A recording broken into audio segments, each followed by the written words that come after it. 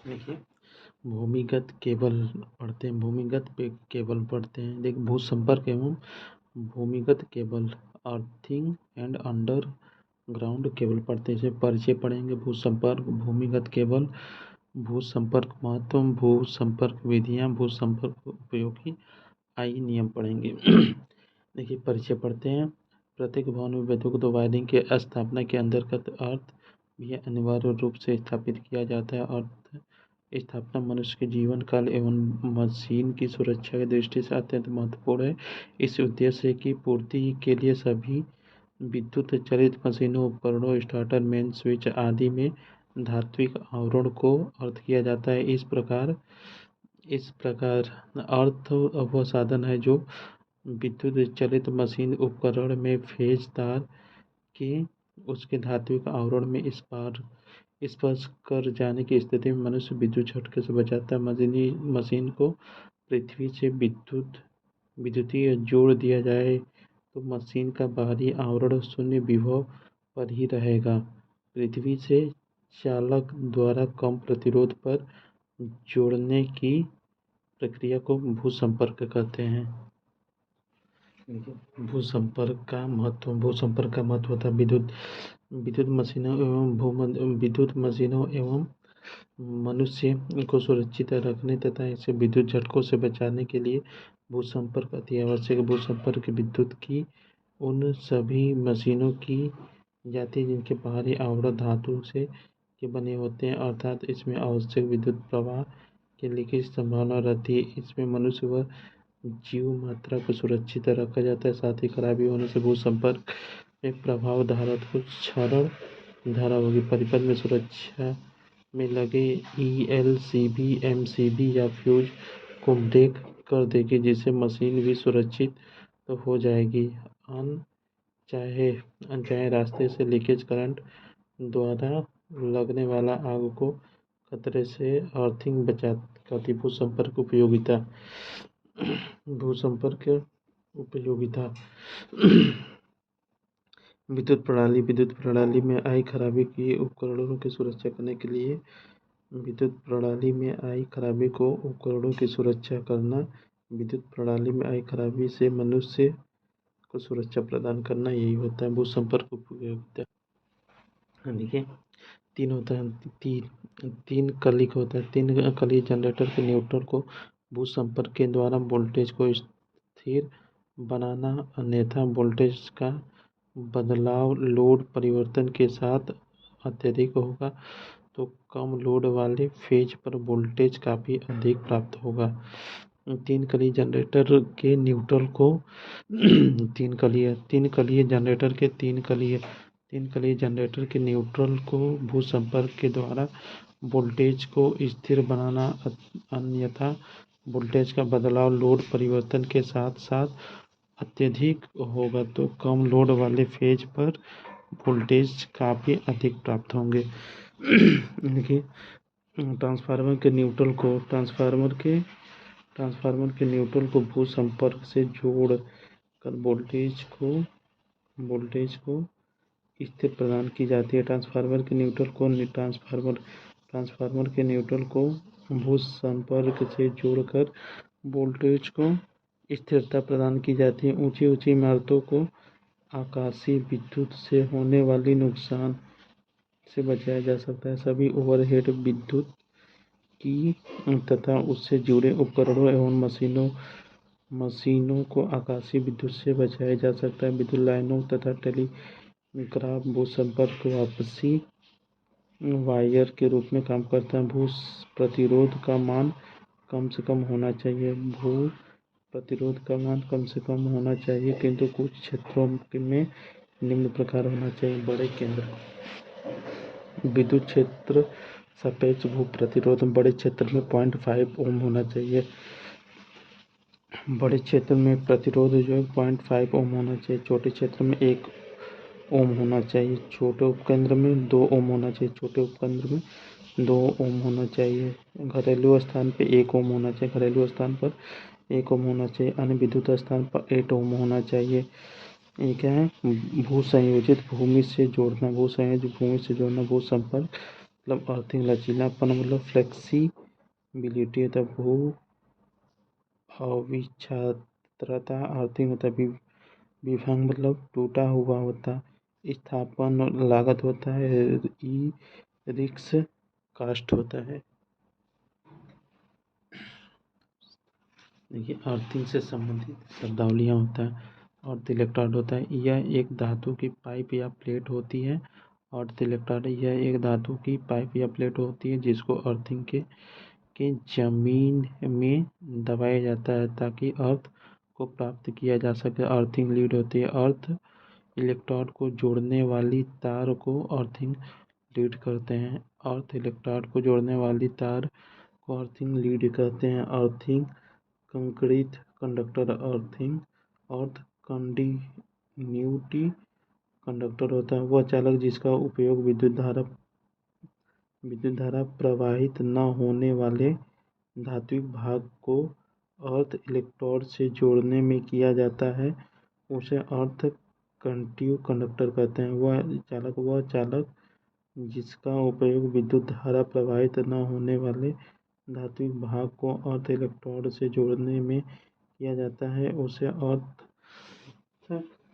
अर्थ continuity conductor कहते हैं। Dead होता है। डेड वह भाग जो विद्युत स्रोत से जुड़ा हुआ न हो।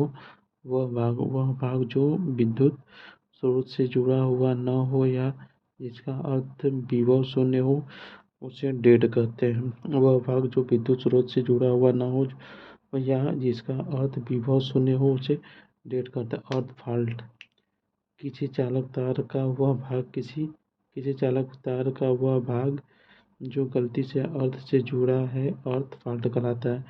आई नियमानुसार रूल होता है। प्रत्येक विद्युत को भवन में वायरिंग के प्रभावित निकट एवं अर्थ स्थापित करना होगा। यह अर्थ सप्लाई लाइन के अर्थ तार से संयोजित किया जाना चाहिए। आई 105 नियम 61 125 वोल्ट से अधिक विद्युत स्थापना पर निम्न नियम लागू होंगे। जनरेटिंग तथा डिस्ट्रीब्यूशन स्टेशन पर प्रत्येक पर कम से कम 2 अर्थ स्थापित किए जाना चाहिए। जनरेटिंग तथा डिस्ट्रीब्यूशन स्टेशन पर कम से कम 2 अर्थ स्थापित किए जाना चाहिए। सभी जनरेटर मोटर ट्रांसफार्मर आदि स्थानीय अथवा सचल प्रकाश के उपकरणों को कम से कम 2 पृथक स्थानों पर अर्थ किया जाना चाहिए। सभी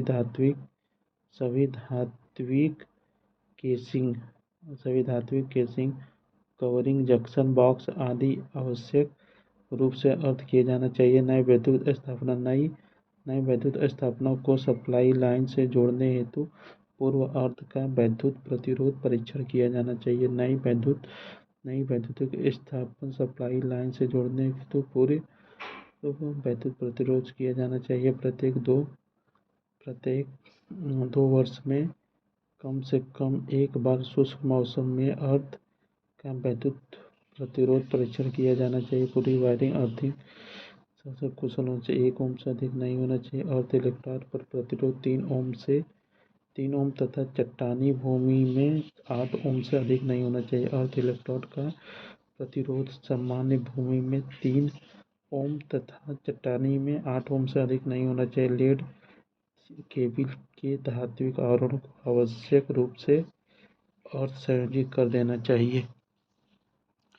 लेकिन नियम 90 होता है। ओवरहेड लाइन का प्रत्येक धात्विक पोल सहायक अथवा संयुक्त पोल की आवश्यक रूप से अर्थ किया जाना चाहिए। यदि स्टेट तार में भूतल से 3.5 मीटर ऊंचाई पर इंसुलेशन न लगाया गया हो तो स्टेट तार को भी आवश्यक रूप से अर्थ किया जाना चाहिए।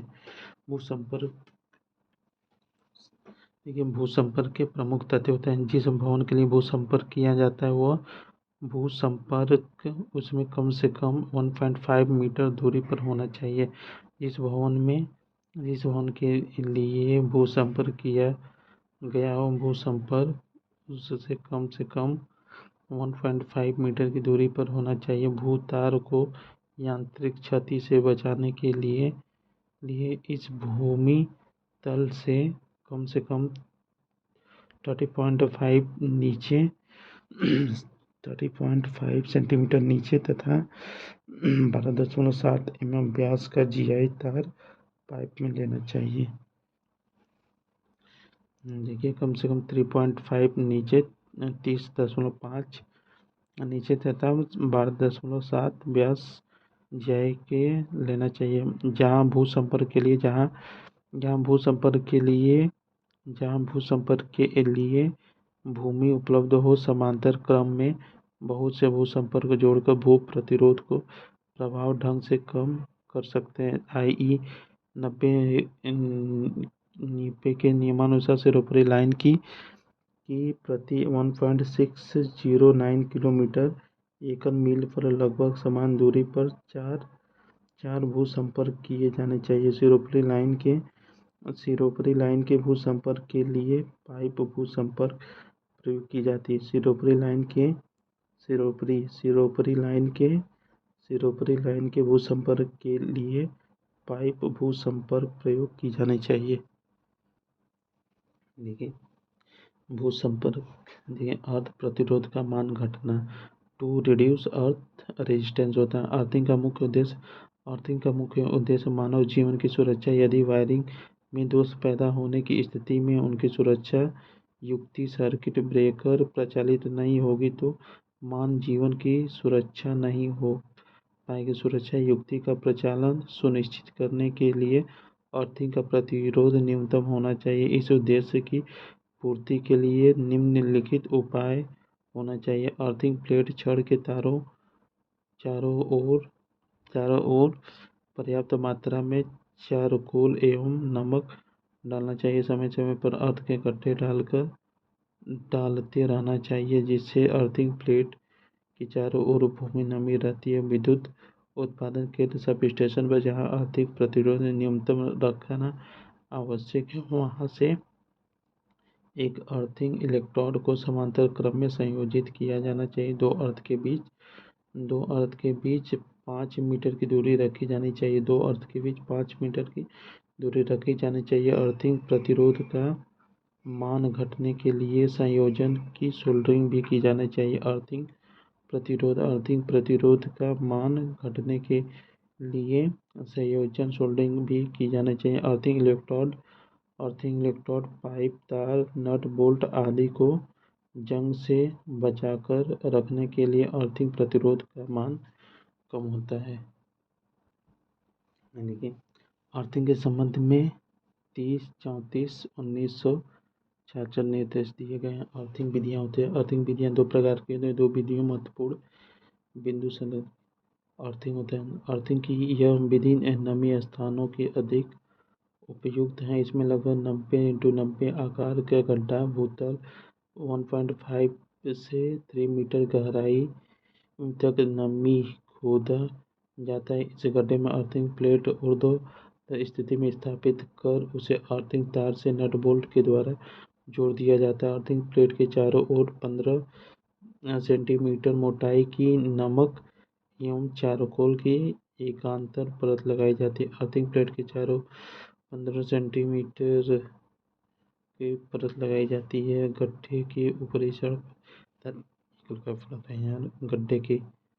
गड्ढे के ऊपरी पाइप फलन पर जोड़ दिया जाता है। उसके लगभग 30x30 सेंटीमीटर के कंक्रीट बॉक्स में कास्ट आयरन से अर्थिंग प्लेट निम्न सामग्री प्रयोग करते हैं। अर्थिंग प्लेट आकार 60x60 होना चाहिए। अर्थिंग प्लेट का आकार 60x60 होनी चाहिए।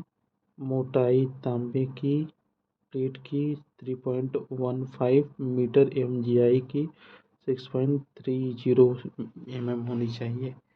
ये देखिए नमक चारकोल यहाँ पर डाला गया है। अर्थिंग कॉपर प्लेट है। ये 60x कितने 32 का है। ये देखिए सीमेंट चैम्बर ये सब लगा हुआ है, डाल लिया हुआ है। ठीक, देखिए टिप्पणी अधिक विद्युत धारा परिवर्तन के लिए अर्थिंग प्लेट का आकार 90x90 सेंटीमीटर होना चाहिए। अधिक विद्युत धारा वाले परिपथों के लिए अर्थिंग प्लेट का आकार 90x90 होना चाहिए। 80 SWG TI तार 80 SWG TI तार होना चाहिए।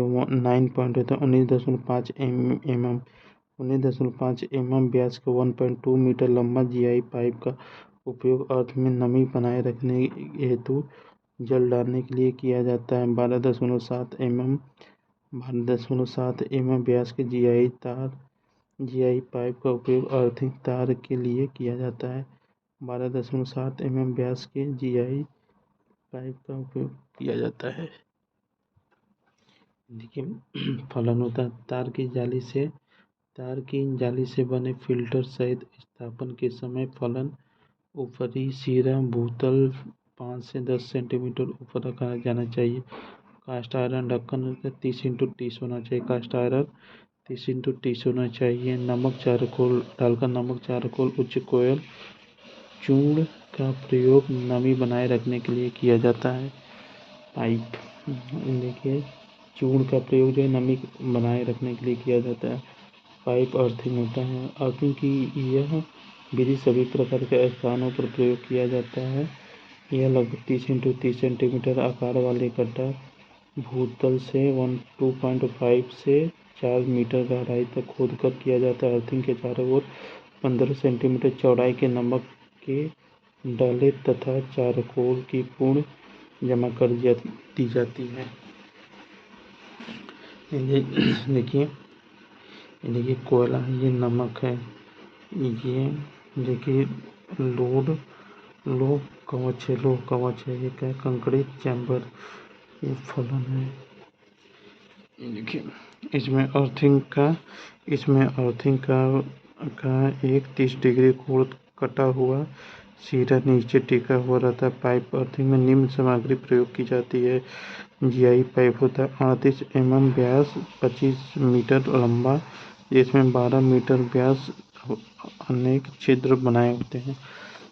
अर्थिंग तार होता है SWG तार होता है 19.5 mm व्यास 12 mm GI पाइप का उपयोग अर्थ में नमी बनाए रखने हेतु जल डालने के लिए किया जाता है। 12.5 mm से 12.7 mm से GI तार का उपयोग अर्थिंग के लिए। क्या केबल के गुण पढ़ते हैं। केबल के गुण होता है केबल के प्रयुक्त कंडक्टर उच्च वाहकता वाले तांबे अथवा एल्युमिनियम के बने होते हैं। केबल में प्रयुक्त मैकेनिकल सुरक्षा होना चाहिए जिससे केबल छिलते समय किए जाने वाले सख्त संचालन को वहन कर सके होता है। केबल में प्रयुक्त गुणवत्ता रासायनिक और भौतिक स्थिति वाले होना चाहिए। केबल में इंसुलेशन की प्रयुक्त मोटाई होनी चाहिए जिससे वोल्टेज की सुरक्षा बनी रहे। केबल की संरचना देखिए ये क्या इसे वेल्डिंग बोलते हैं वेडिंग बोलते हैं। ये सर्विस है। ऊपर क्या होता है सर्विस होता है। सर्विस के बाद आता है आर्मिंग होता है। सर्विस है सबसे ऊपर सर्विस होता है उसके बाद आर्मिंग आता है आर्मिंग के बाद वेडिंग आता है। आर्मिंग के बाद वेडिंग आता है। वेडिंग के बाद शीत आता है। वेडिंग के बाद शीत आता है। शीत के बाद इंसुलेशन आता है। शीत के बाद इंसुलेशन के बाद फिर चालक आता है। देखिए सबसे ऊपर क्या है सर्विंग आता है। सबसे ऊपर सर्विंग आता है। सबसे ऊपर क्या आता है सर्विंग आता है। सर्विंग के बाद क्या आर्मिंग आता है। सर्विंग के बाद आर्मिंग आता है। आर्मिंग के बाद वेडिंग आता है। वेडिंग के बाद शीत आता है। वेडिंग के बाद शीत आता है। शीत के बाद इंसुलेशन आता है। इंसुलेशन के बाद चालक आता है। देखिए कोर अथवा कंडक्टर होता है। केबल में एक या अधिक कंडक्टर हो सकते हैं। यह विद्युत प्रवाह का माध्यम होता है। तांबे या तथा एल्युमिनियम के बनाए जाते हैं। इनका कार्य धारा के लिए प्रतिरोध मार्ग प्रदान करना होता है। कंडक्टर की सतह पर सर्वाधिक डाइलेक्ट्रिक स्थिरांक होता है जो कि वास्तव में अधिक विद्युत क्षेत्र को बिना इंसुलेशन ब्रेकडाउन को सहन कर सकता है। इंसुलेशन होता है प्रत्येक कोर अथवा कंडक्टर को इंसुलेशन की मोटाई उनके वोल्टता ग्रेडिंग के अनुसार व्यवस्थित रहती है। इंसुलेशन पदार्थ के रूप में इम्प्रेग्नेंट होता है इंसुलेशन पदार्थ के रूप में impregnated paper, jute, varnish, cable आदि बनाई जाती है। प्रत्येक कोर या चालक सुविधाजनक विद्युत रोधी को ढका जाता है। धातु कवच को लीड तथा एल्युमिनियम का बनाया जाता है। धातु कवच को लेड तथा एल्युमिनियम का बनाया जाता है। धातु कवच नमी आर्द्रता से बनता है। धातु कवच नमी आर्द्रता से बनता है। एल्युमिनियम से बने धातु कवच का इंसुलेशन कर दिया जाता है। एल्युमिनियम से बने धातु कवच देखिए बेडिंग होता है क्या, बेडिंग होता है। बेडिंग धातु कवर के ऊपर बेडिंग धातु कवर के ऊपर बडिंग लगाई जाती है। धातु कवर के ऊपर बडिंग लगाई जाती है जिसे जूट अथवा हेसियन टेप का प्रयोग किया जाता है। धातु कवर के ऊपर वेडिंग वेडिंग में धातु कवर के ऊपर वार्डिंग लगाई जाती है जिसे जूट अथवा हेसियन टेप का प्रयोग किया जाता है। वेडिंग का प्रयोग धातु कवर को जंग से बचाने के लिए किया जाता है। वेडिंग का प्रयोग धातु कवर जंग से बचाने के लिए किया जाता है। यह विद्यमान दो के मध्य कटाव को रोकता है। यह विद्यमान दो धातु के मध्य कटाव को रोकता है। क्या होता है, वेडिंग होता है। आर्मिंग होता है। वेडिंग के ऊपर आर्मिंग लगाई जाती है। वेडिंग के ऊपर आर्मिंग लगाई जाती है। इसमें गैल्वेनाइज्ड स्टील का प्रयोग किया जाता है जिसकी एक या दो परत लगाई जाती है। आर्मिंग होता है। आर्मरिक होता है। वेडिंग के ऊपर आर्मिंग लगाई जाती है। इसमें गैल्वेनाइज्ड स्टील का प्रयोग किया जाता है आर्मिंग में, जिसकी एक या दो परत लगाई जाती है। आर्मिंग का उद्देश्य यांत्रिक क्षति से बचाना। कुछ केबलों में आर्मिंग नहीं की जाती है। सर्विस आर्मिंग को वायुमंडल की स्थितियों से बचाने के लिए तंतु प्रयुक्त जूट की परत चढ़ाई जाती है। सर्विंग का मुख्य उद्देश्य केबल को वायुमंडलीय सर्विंग होता है। सर्विंग का मुख्य उद्देश्य केबल को वायुमंडलीय परिवर्तनों से सुरक्षा प्रदान करना होता है। सर्विंग का मुख्य उद्देश्य केबल को वायुमंडलीय परिवर्तनों से सुरक्षा प्रदान करना होता है। यह विद्युत रोधी पदार्थ का बना होता है। केबल का वर्गीकरण दो प्रकार से किया जाता है। इंसुलेशन पदार्थ के आधार पर, वोल्टेज के आधार पर।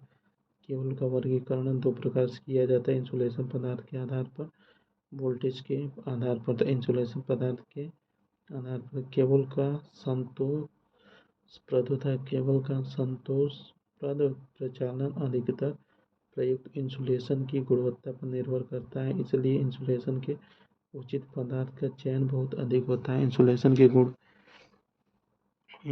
के गुण होता है। एक, उच्च इंसुलेशन प्रतिरोध होना चाहिए जिसकी करंट लीकेज न हो।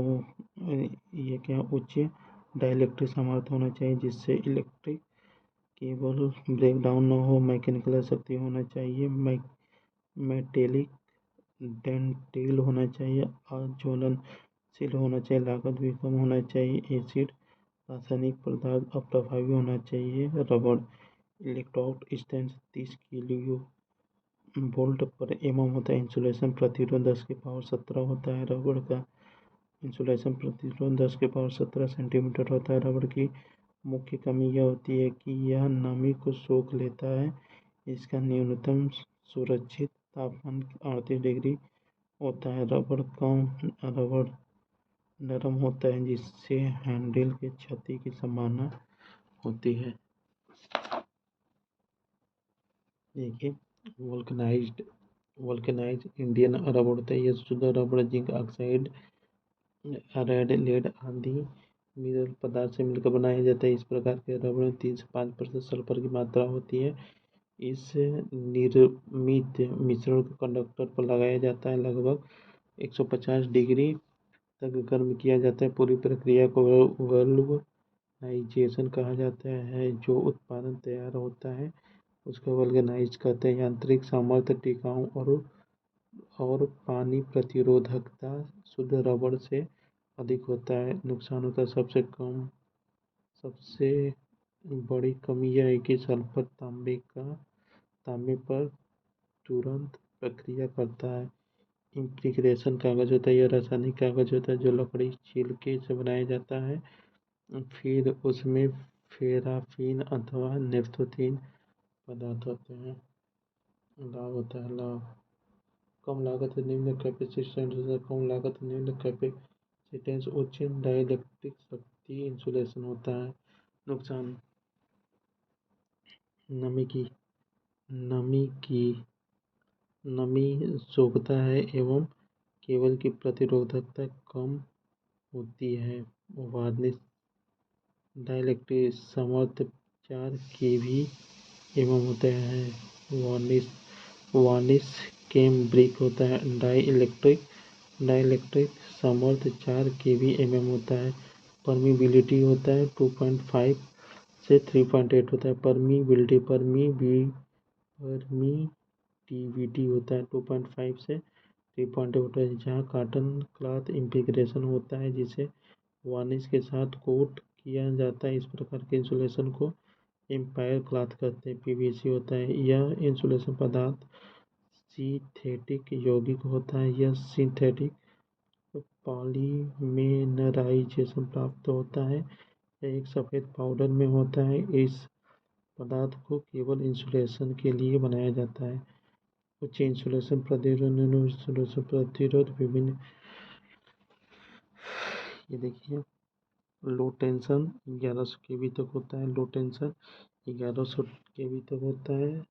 हाई टेंशन 11,000 तक होता है। हाई टेंशन 11,000 तक होता है।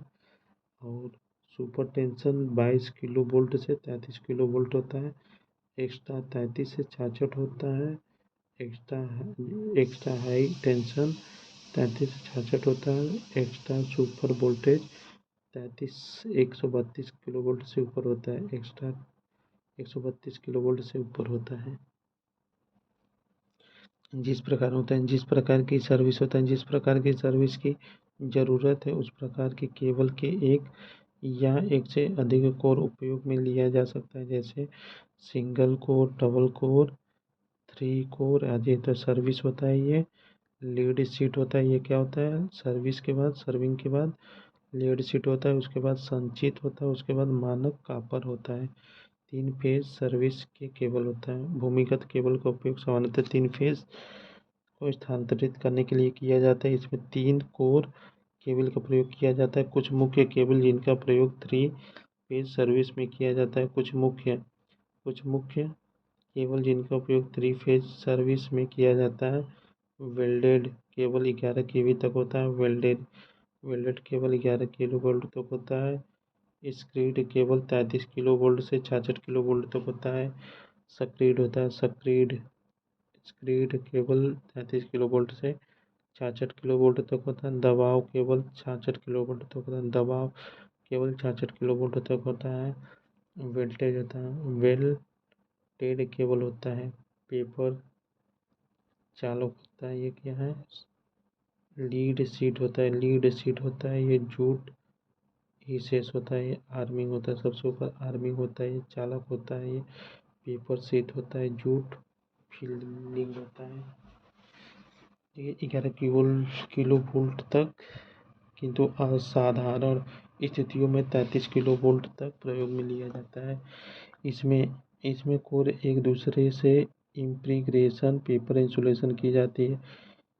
स्क्रीड केबल होता है। केबल का उपयोग 33 किलो वोल्ट तक तथा सुपर विशिष्ट परिस्थितियों में 66 किलो वोल्ट तक इस केबल का उपयोग किया जाता है। स्क्रीन केबल में 2 मुख्य प्रकार होता है। हाई टेंशन केबल, लो टेंशन सुपर टाइप होता है। देखिए, परीक्षा उपयोगी तथ्य होता है। उदासीन होता है। उदासीन भू संपर्क का दूसरा नाम ठोस भू संपर्क भी होता है। ठोस भू संपर्क 66 वोल्ट तक अनुमत होता है। ठोस भू संपर्क 660 वोल्ट तक अनुमत होता है। से आपूर्ति। जमीन में आपूर्ति प्रणाली के गैर करंट ले जाने वाले भागों को जोड़ने को अर्थिंग कहते हैं। तांबे के तार का तांबे होता है तांबे के तार का भूस प्रतिरोध 1 ओम होता है। तांबे के तार का भूस प्रतिरोध 1 ओम होता है। चालक तार एवं पृथ्वी के बीच प्रतिरोध 50 प्रति परिपथ बिंदुओं की संख्या में होते हैं। बड़े बिजली घरों के लिए प्रयुक्त अर्थिंग प्रतिरोध का आदर्श मान 0.5 ओम होता है। देखिए प्लेट होता है। प्लेट अर्थिंग में तांबा प्लेट का आकार 60x60 इंटू 3.18 होता है। भू प्रतिरोध को मीटर से मापते हैं एवं मुर्रे लूप परीक्षण का उपयोग भू दोष मापने में किया जाता है। भू प्रतिरोध को मीटर में से मापते हैं एवं मुर्रे लूप परीक्षण का उपयोग भू दोष करने के लिए किया जाता है। अर्थ वायर का अनुमत्य न्यूनतम 10 SW हो जाए। अर्थ वायर का अनुमत्य न्यूनतम आकार 10 SW जो होता है। आजकल भारतीय विद्युत क्षेत्र को नियंत्रित करने के लिए भारतीय विद्युत अधिनियम 2003 की सिफारिशें काम में ली जाती हैं। ये देखिए पृथ्वी का प्रतिरोध लगभग शून्य होता है। पृथ्वी का प्रतिरोध शून्य होता है, लगभग शून्य होता है। पृथ्वी का प्रतिरोध लगभग शून्य होता है। भू संपर्क गड्ढा करके पास नहीं होना चाहिए। रेल पटरी, सड़क और फुटपाथ ये सब नहीं होना चाहिए। उदासीन भू संपर्क का दूसरा नाम ठोस भू संपर्क है। उदासीन भू संपर्क का दूसरा नाम ठोस भू संपर्क है। शुष्क अवस्था में मानव शरीर का प्रतिरोध 100 किलो ओम होता है। शुष्क अवस्था में मानव शरीर का प्रतिरोध 100 किलो ओम होता है। अर्थ वायर किससे जुड़ा होता है? भूमि से। भू संपर्क की मान किस मान पर निर्भर करता है? मृदा की स्थिति पर, मृदा की आर्द्रता पर, मृदा के तापमान पर। आजकल भारतीय विद्युत क्षेत्र को नियंत्रित करने के लिए कौन सा अधिनियम उपयोग किया जाता है? भारतीय अधिनियम 2003 जो कि विद्युत नियंत्रण के लिए प्रयोग में लिया जा रहा है। ठोस भू संपर्क कितने वोल्ट तक अनुमत है? 400 वोल्ट तक। ठोस भू संपर्क कितनी वोल्टेज तक अनुमत है? 400 वोल्ट तक। देखिए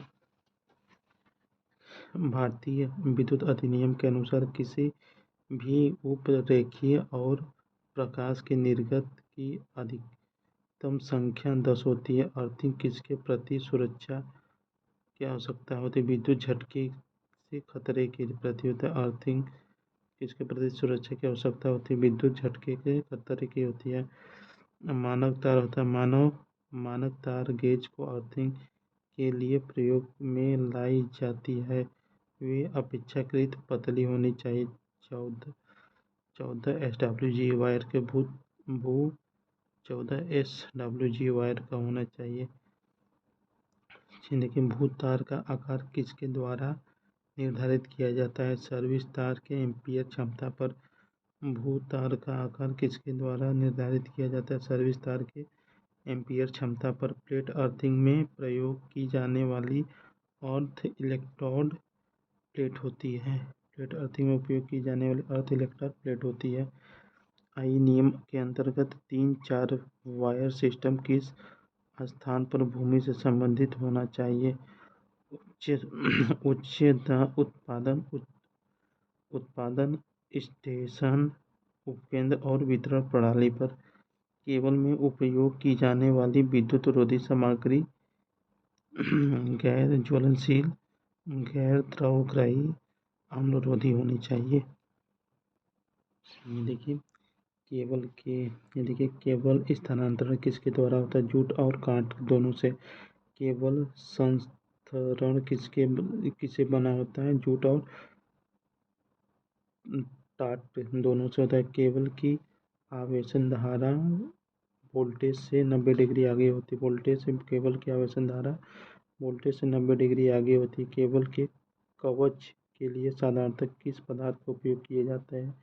जस्तेदार इस्पात और इस्पात फीता दोनों होता है।